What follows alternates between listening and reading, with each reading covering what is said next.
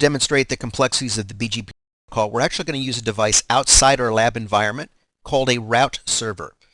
The purpose of a route server is to be able to give a point for administrators to be able to test and determine reachability for IP networks on the global internet.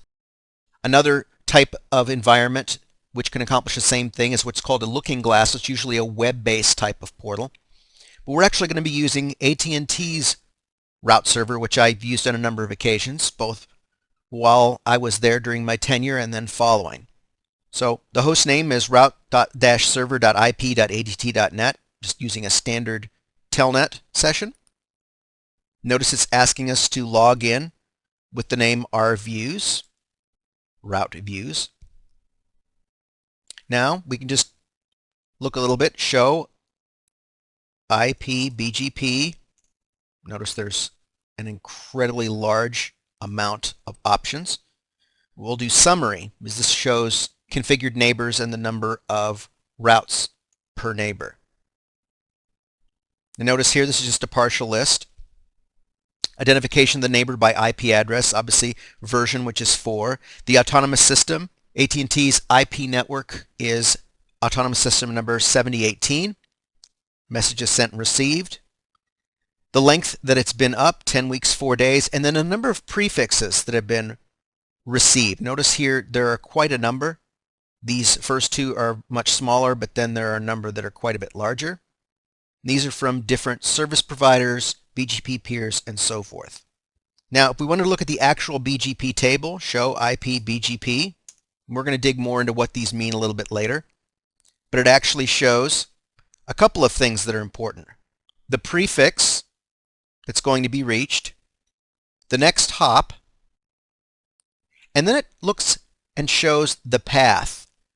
The reason why 7018 is listed first is because this is what this particular router, the route server, is going to be advertising to other BGP peers. It says that in order to reach this network, 10.0.4.0/22, its reachability is going through this list of autonomous systems.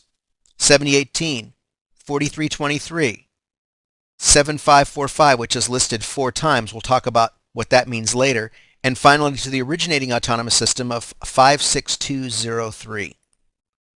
Now if we wanted to look at routes that were originating from a particular autonomous system, we could do that. Let's pick this 56203. Do show IP BGP. You don't need to be concerned with these particular commands right now.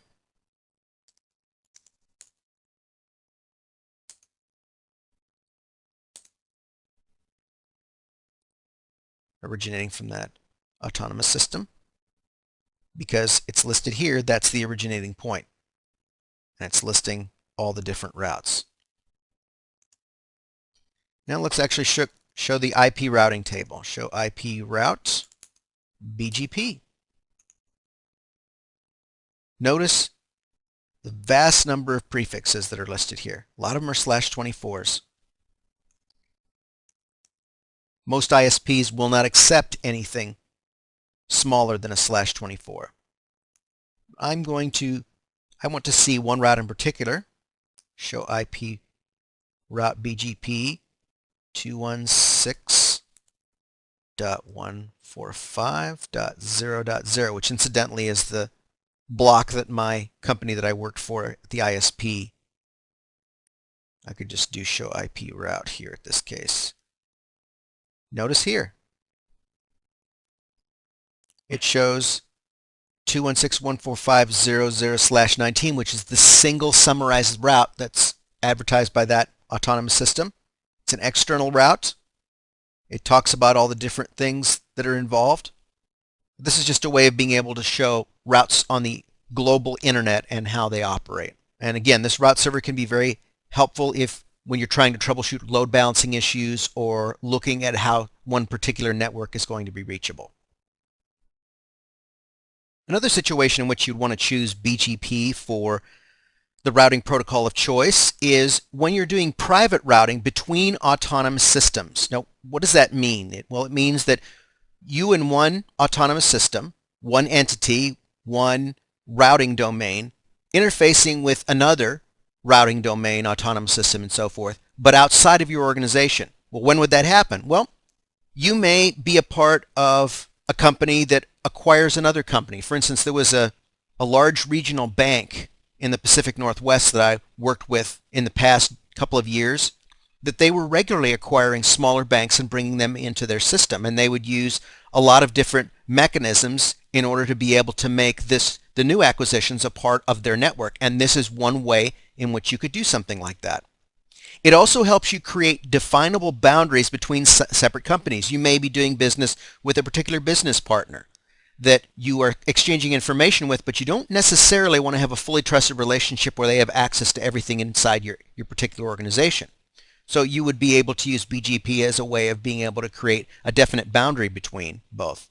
Also, if you're routing between another organization, even within your own company, that's using a completely different interior gateway protocol, BGP makes a very good translation point, peering point, exchange point in between the two types of routing protocols, rather than maybe just directly doing redistribution between the protocols. It's also helpful when you, as a network engineer, need to enforce some kind of policies regarding traffic that you're going to allow into or out of your network, because BGP offers a number of different capabilities in that regard. Another thing that BGP does very well, that I've had direct experience with, is for managing connections to MPLS networks. Service providers typically will use a number of different methods to connect. I want to introduce you to a couple of terms here, are the terms PE and CE. PE stands for Provider Edge or Provider Edge Router. It's essentially the boundary to the service provider's network. The network at the customer peers with the Provider Edge or PE router. The CE is the Customer Edge or Customer Edge Router. It's essentially the customer premise device that connects into the service provider network and is essentially the boundary to that particular site or organization for that particular entity. There are a number of different ways that MPLS actually propagates routes. Essentially, the way I've described it is it's like building a mini private internet, because that's basically what it is. One way is what's called static routes or pre-configured static routes. Essentially, the service provider builds a routing table within its own environment so that when something leaves a particular customer, and it's tagged with what's called a VPN header, so it's only going to go to the other sites that that customer has subscribed service to. Other customer traffic's not going to interact with it, but it will automatically know within the cloud where it needs to go next. Usually there's just a single default route that's sent out from each one of the configured remote sites, and then most of the magic is within the service provider cloud. The good news is that it's very easy to implement. The bad news is that you don't have any kind of visibility into the routing process if something's not operating correctly. You usually have to involve the service provider. Another method for connectivity is what we've been talking about up until now, BGP. It scales better. There's a process called AS override where you can actually use the same autonomous system at all the remote sites or different autonomous systems for each one of the remote sites. I've always been a fan of using the different autonomous systems per remote sites, again, because if there is something problematic, you can usually trace it down to a particular autonomous system that's been configured because the number's different. And then some service providers use an interior gateway protocol such as EIGRP or OSPF. And I've always, over the years, when MPLS first came out, heard a lot of complaints about why can't I just use EIGRP.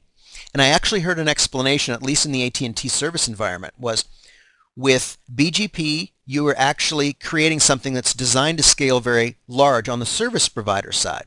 But typically with interior gateway protocols, OSPF, EIGRP, you have to create separate instances of the protocol for each customer. And you could see where that would get very, very heavy on the router that's establishing the connections, whereas with BGP, it's just another autonomous system number. It's much easier to create scale.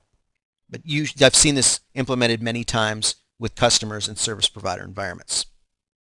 So now let's just look at some general design principles for the border gateway protocol. First of all, if you're going to be using BGP for connectivity to the internet, determine what level of routing knowledge you need. For example, do you need a full internet routing table where you know about every prefix on the internet? Kind of when we were just looking at the AT&T route server, so the thousands of routes that were being listed.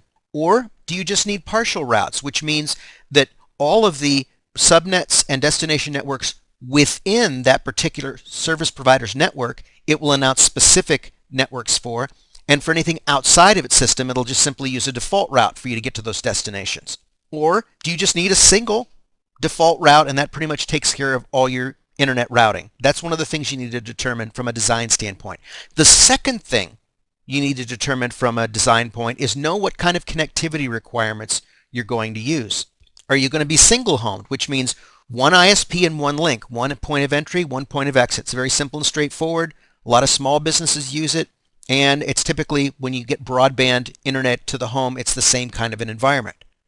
Then there is multi-homed, which means there is still a single internet service provider, but there are two or more links to that service provider. Now it could be multiple T1s, which can be both a bandwidth aggregation using PPP multi-link, or it could just be wanting to have diversity in terms of connectivity. So if one line fails, the other will take over. And this could be true whether it's T1s, DS3s, or some kind of Ethernet handoff. The single multi-home designation needs a little bit of explanation because it's here, it says one ISP, one link. A single multi-homed means you have one link to one service provider and one link to another service provider, and you're essentially using something like network address translation to sort of hide the complexity, or one may be primary, one may be secondary. But then you have dual multi-home where you have two or more internet service providers with two or more links to your particular premise. So know what kind of connectivity requirements you need to have. Another thing you need to do with BGP is, when possible, summarize addressing to the lowest common denominator, the most general mass, to be able to cover correctly what you have within your network.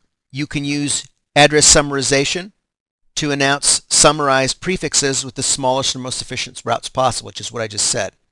Being able to do that, for instance, with all the different networks in the old internet service provider I worked for, being able to go into one entry, 216.145.0.0/19, instead of representing a large number of /24 networks. Another thing with BGP is manually configuring your routing preferences. Remember that with BGP, it's not a traditional metric, but it deals with a number of path attributes, which we'll actually talk about in the lesson about BGP basics. You can use AS path manipulation, which is called prepending. You can do wait or local preference settings for what's going outbound, how to get out of the autonomous system, and then multi-exit discriminator, which essentially announces what point to enter the network through. And these are just a few of the many things you can do to manipulate route preferences.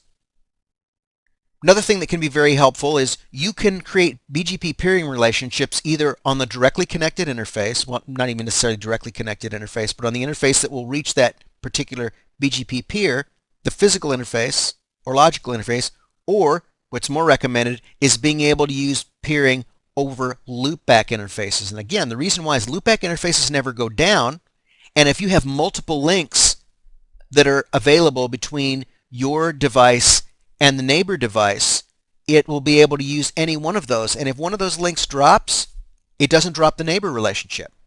So it can require for eBGP a multi-hop configuration, because BGP has a tendency to only want to use something that's directly connected or directly reachable. And if it has to do multiple hops, you use the eBGP multi-hop command or the neighbor command, which we'll talk about later.